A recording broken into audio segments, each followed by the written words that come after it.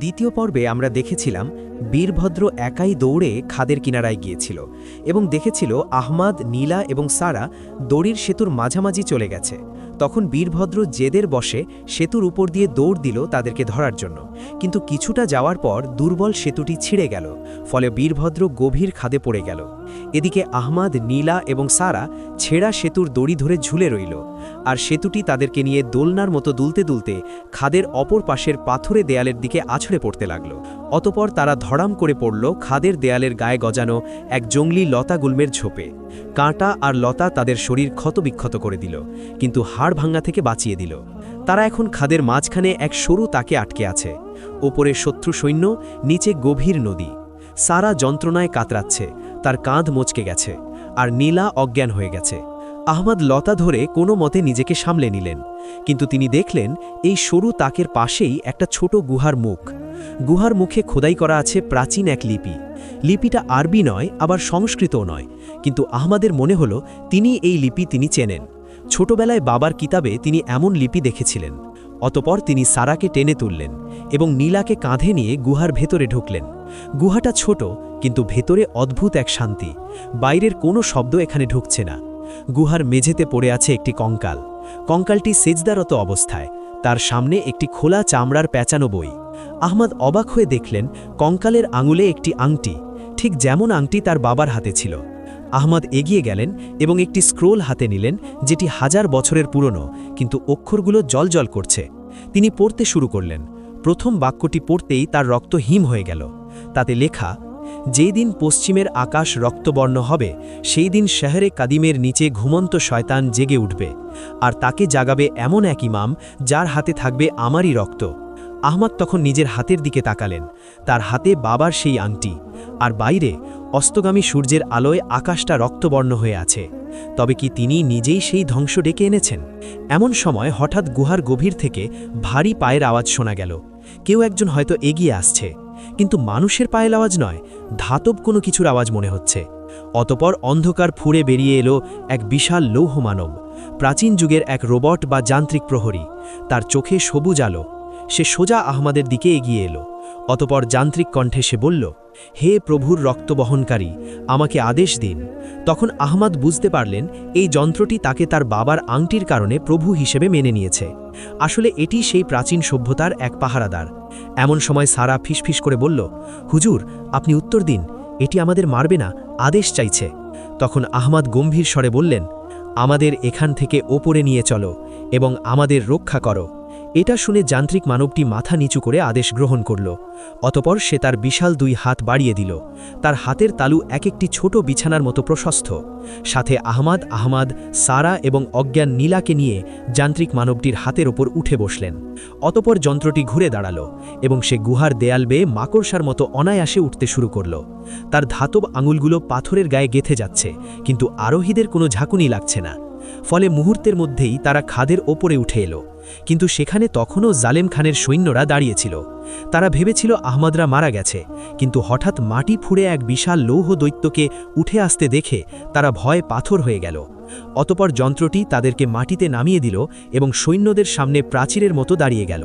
তখন এক সৈন্য সাহস করে তীর দিয়ে আঘাত করল, কিন্তু তীরটি যন্ত্রের বুকে লেগে ভেঙে গেল। অতপর যন্ত্রটি তার হাত তুলল।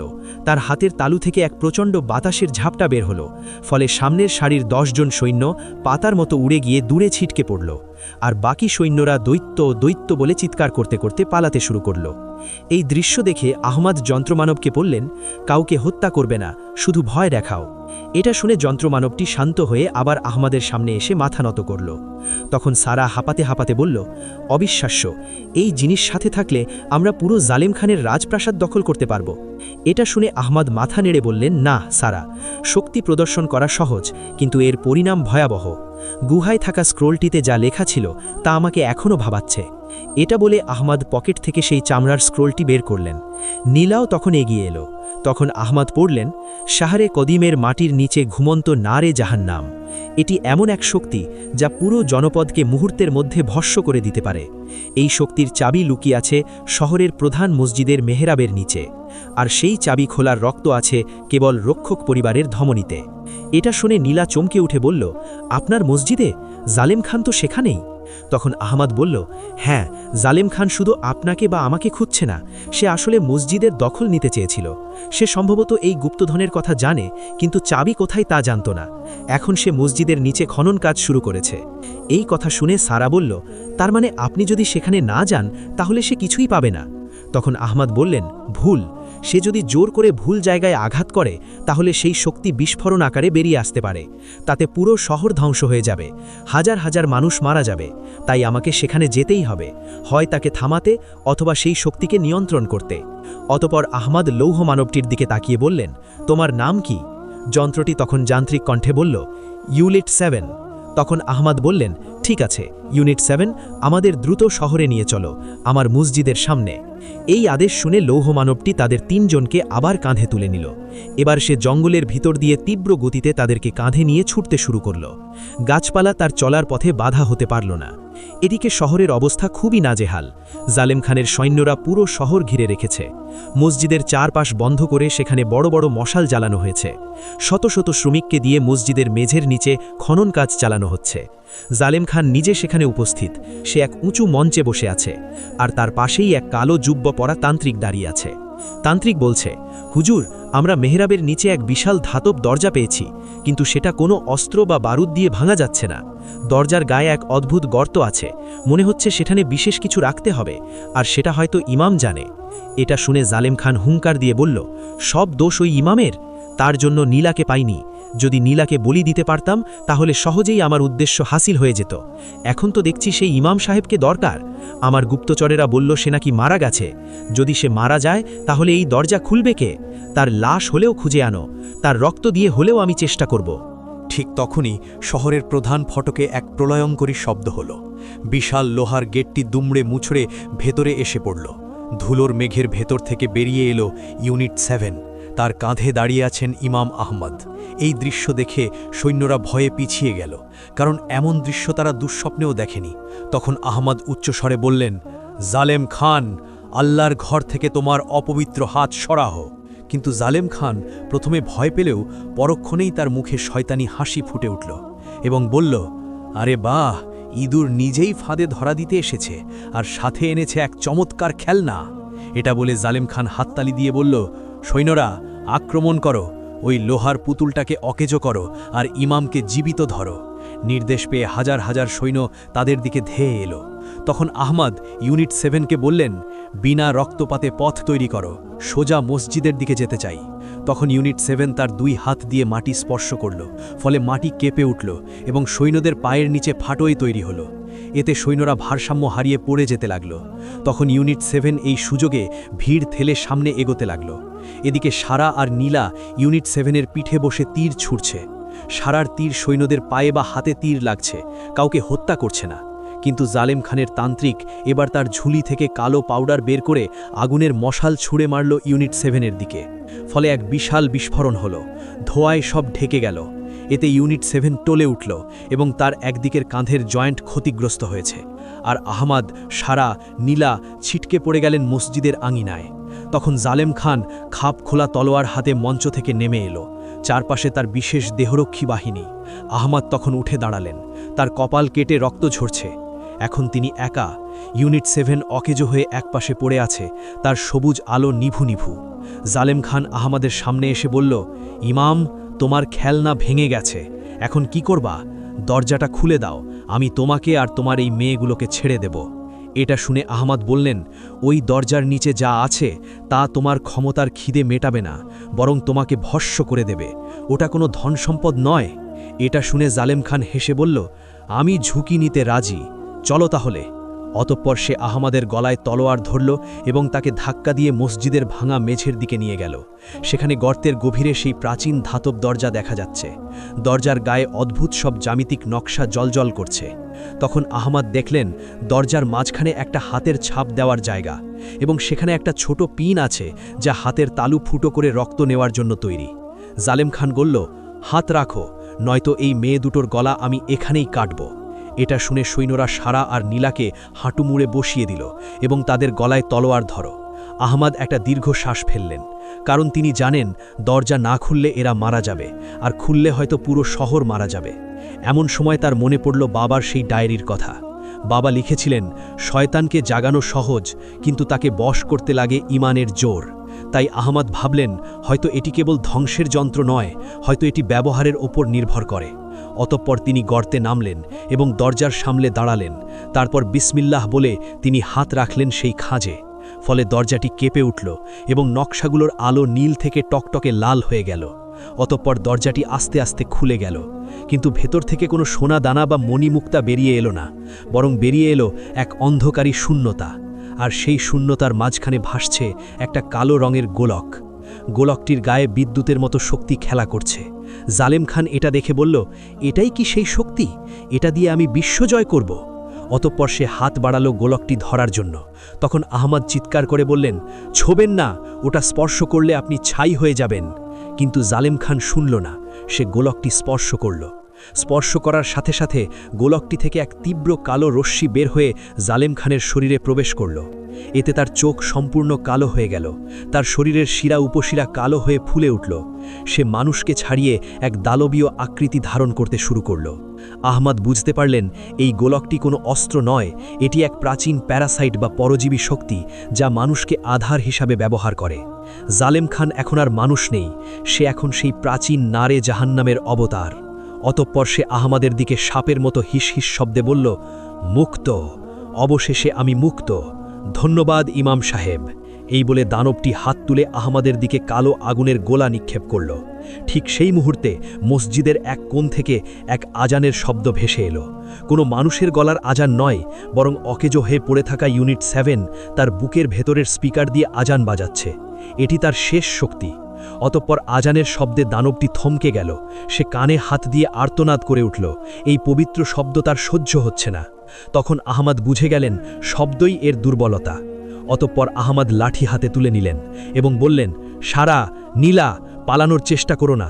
মসজিদের মিনারে থাকা বিপদ সংকেতের বড় ঘণ্টাটি বাজাও, যত জোরে পারো। এটা শুনে সারা দৌড় দিল মিনারের দিকে। আর আহমদ লাঠি উঁচিয়ে দানবের সামনে দাঁড়িয়ে বললেন, তোমার মুক্তি ক্ষণস্থায়ী, শয়তান, এবার রেহাই পাবি না। এই কথা শুনে দানবটি হেসে বলল, তুমি আমাকে কি দিয়ে আটকাবে? সামান্য লাঠি দিয়ে? এই বলে দানবটি তার হাত ঘোরালো। ফলে বাতাস চিরে এক বিশাল কালো আগুনের গোলা ধেয়ে এলো আহমদের দিকে। তখন আহমদ ভয় না পেয়ে বিসমিল্লাহ বলে লাঠিটা সামনে ধরলেন। তাতে আগুনের গোলাটি লাঠিতে লেগে ভেঙে দুভাগ হয়ে দুপাশে ছিটকে গেল, কিন্তু আহমদের গায়েও আঁচড় আসলো না।